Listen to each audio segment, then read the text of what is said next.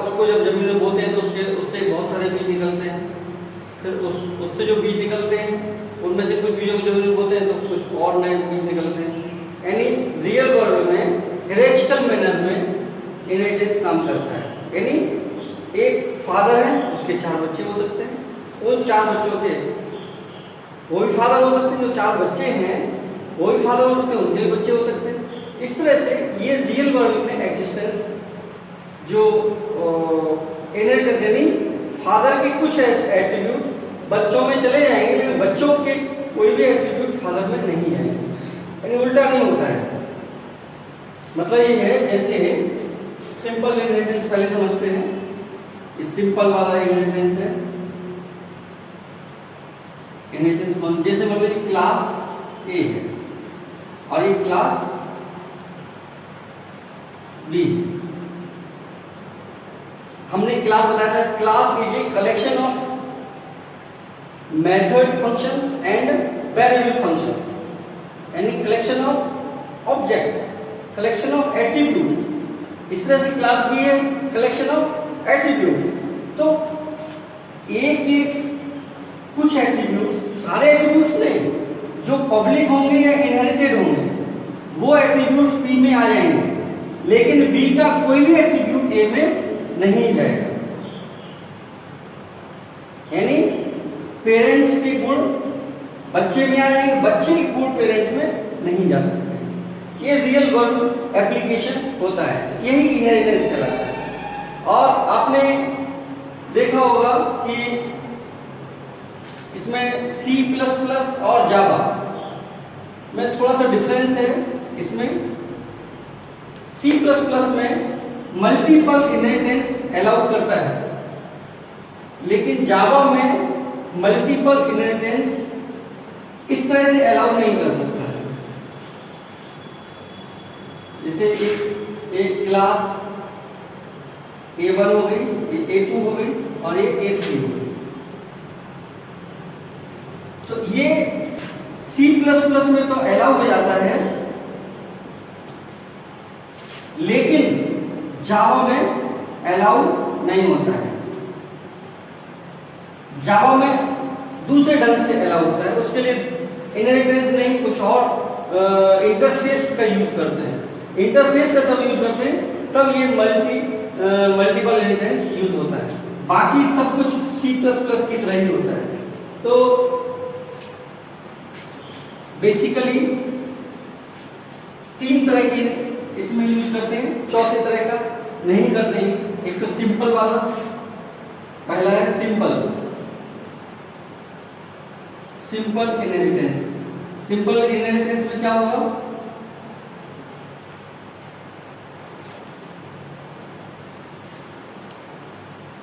एक क्लास होगी और ये सब क्लास होगी। ये मान लो क्लास ए है और ये क्लास बी। ये हो गया सिंपल इनहेरिटेंस। अब सेकंड देखते हैं, ये होता है हियरार्चिकल इनहेरिटेंस। हियरार्चिकल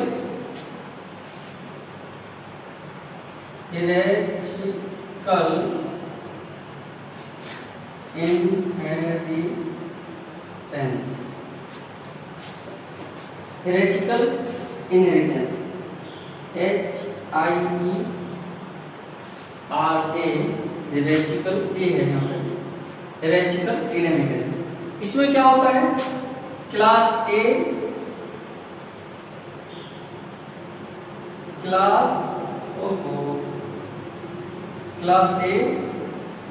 ये क्लास बी, ये क्लास सी, यानी क्लास बी की बेस क्लास ए क्लास है और क्लास सी की बेस क्लास बी है।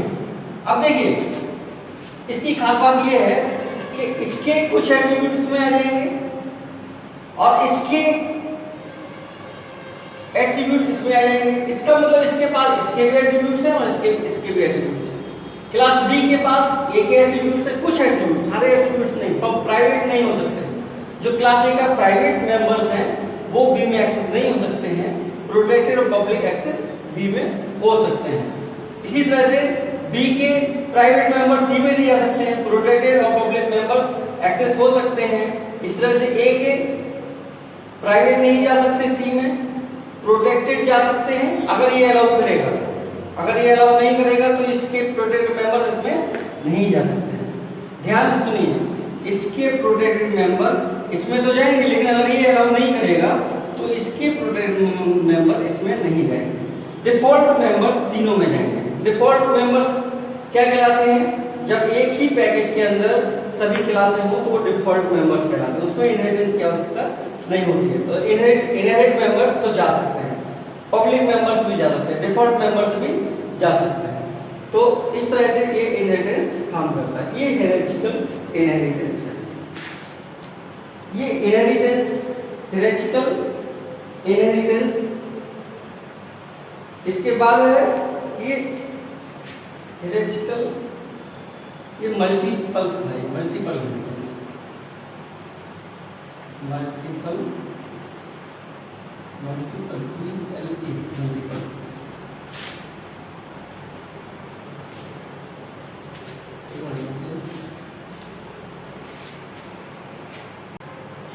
ये जो हायरार्किकल था, हायरार्किकल में मल्टीपल था, ये multi level.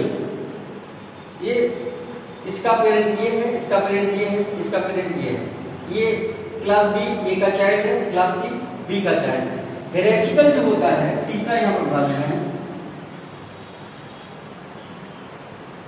HIE hierarchical inheritance. इसमें क्या होता है, एक क्लास रहती है कि मान लो क्लास ए है ये, और इसके कई मेंबर हैं। ये हो गया, ये हो गया, ये हमारी क्लास B1, एक क्लास B2, एक class B3, class B1, class B2, class B3। ये हायरार्किकल इनहेरिटेंस है, यानी इसके मेंबर इसमें भी जा सकते हैं, इसमें भी जा सकते हैं और इसमें भी जा सकते हैं। कौन से मेंबर्स? जो प्रोटेक्टेड मेंबर्स रहेंगे। अब देखिए, कुछ मेंबर्स इसमें प्रोटेक्टेड हो सकते हैं, इसमें हो सकता है वो जो इसमें प्रोटेक्टेड हो इसमें ना हो, तो इसमें अलग अलग रहेगा। इसके सारे मेंबर्स जरूरी नहीं है कि इसमें एक्सेस हो, जो इसमें एक्सेस हो उसमें नहीं हो, या जो इसमें हो वो इसमें नहीं हो। अलग अलग के हिसाब से अलग अलग हो सकता है। लेकिन इसके कुछ मेंबर इसमें भी जा सकते हैं, इसमें जा सकते हैं, इसमें भी जा सकते हैं, यानी एक फादर के 3 बेटे। ये हायरार्किकल मेंबर। ये तीनों इनहेरिटेंस जावा में यूज होता है, लेकिन मल्टीपल इनहेरिटेंस यूज नहीं होता। जैसा कि हम अभी बता रहे थे कि मल्टीपल इनहेरिटेंस कैसे होगा कि 2 फादर हो और 1 बच्चा हो। ये पॉसिबल ही नहीं है, रियल वर्ल्ड में भी एप्लीकेशन नहीं है। हो सकता है जैसे क्लास A1 है और ये A2 है, और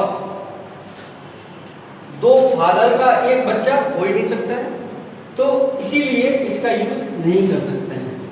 इसका यूज करते हैं, इसका यूज करते हैं, इसका यूज करते हैं।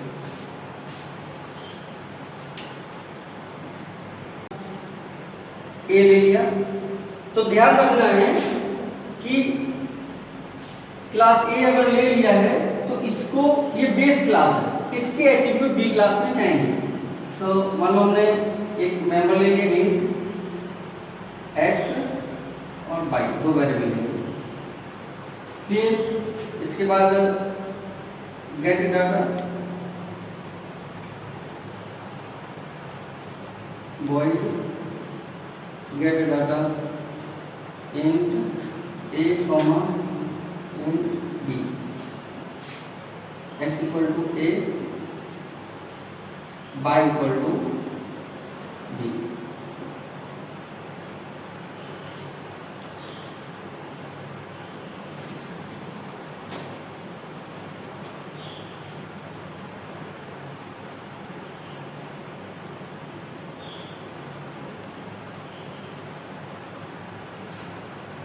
अब क्लास भी ले लेते हैं।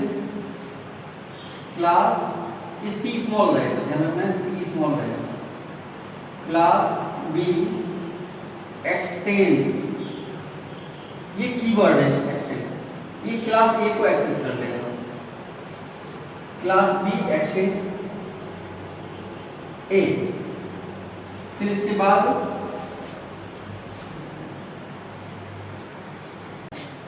और यहां तक आ गए, यहां पे एक सुपर ले लेंगे और सुपर के अंदर वैल्यू डाल देंगे, इसकी वैल्यू x और y की वैल्यू, तो ये वैल्यू चली जाएगी इसके अंदर, सुपर क्लास में चली जाएगी।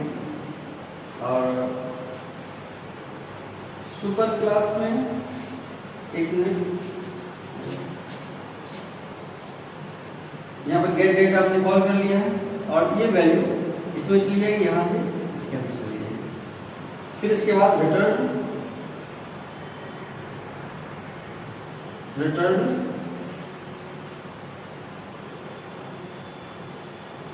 इसकी वैल्यू यहाँ पे गई और यहाँ पे एक्स वाई में गई, x1 y1 कर लेते हैं इसको, क्योंकि कंफ्यूजन होगा। अब ये x1 इंटू y1 ये रिटर्न होके ये रिटर्न हो जाएगा। अब यहाँ पे क्लास सी ले लेते हैं, क्लास सी, और इसमें मेन फंक्शन ले लेते हैं।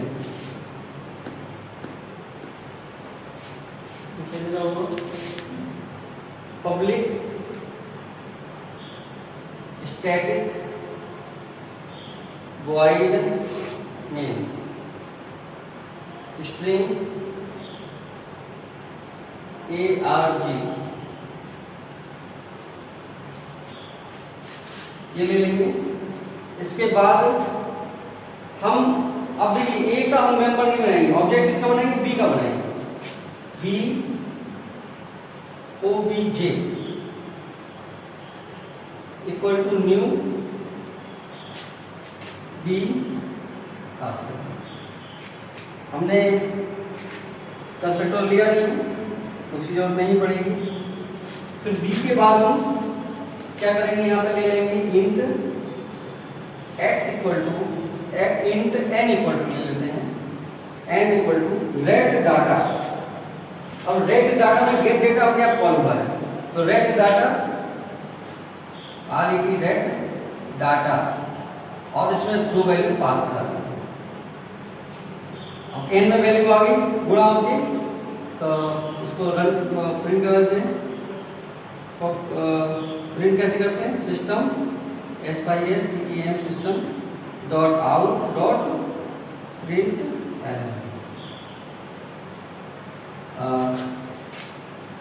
Area A into B equal two plus n।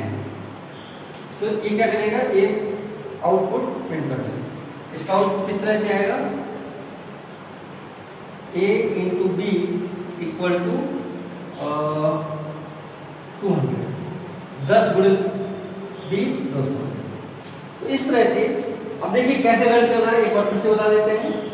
सबसे पहले मेन फंक्शन, हाँ इस फाइल में तीनों क्लास बनाएंगे, लेकिन जो फाइल का नाम रहेगा c.java नाम से रहेगा, क्योंकि मेन फंक्शन सी के अंदर।